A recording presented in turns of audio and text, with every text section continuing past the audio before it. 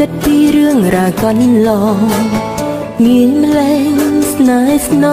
ងបងយល់ចិត្តស្រីទេបងធ្លាប់លួចខ្សឹបប្រាប់អូនបងមិនចូលចិត្តគេចង់ដេចពេលនេះបងព្រួលប្រែស្នេហ៍គេទៅវិញអូនមិន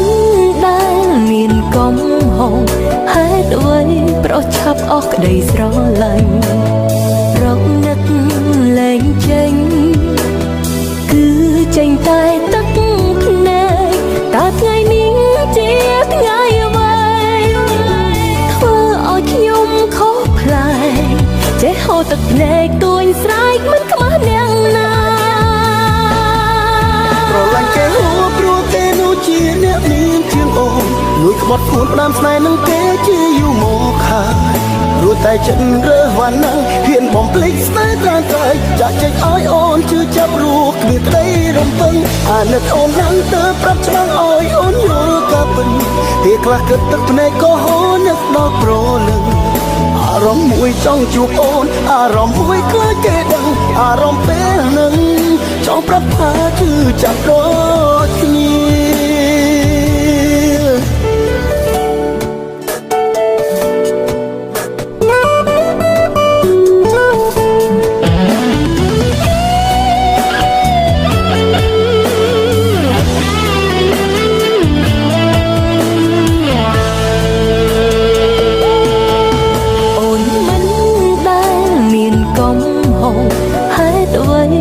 ឆាប់អស់ក្តីស្រឡាញ់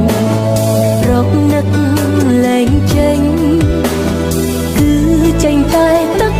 ភ្នែកតើថ្ងៃនេះជាថ្ងៃអ្វីធ្វើឲ្យខ្ញុំខុសប្លែកចេះហូរទឹកភ្នែកទួញស្រែកមិនខ្មាស់អ្នកណា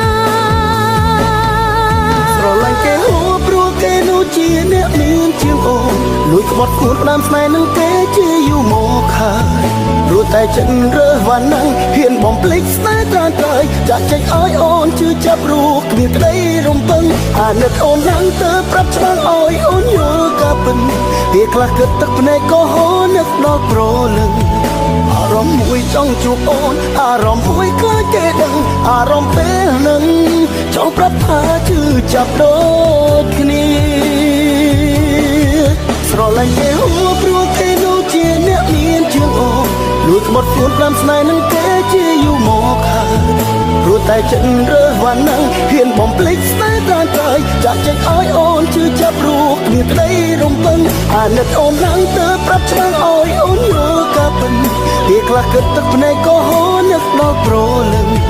អារម្មណ៍មួយចង់ជួបអូនអារម្មណ៍មួយខ្លាចគេដឹងអារម្មណ៍ពេលនឹងចង់ប្រាប់ថាជឿចាប់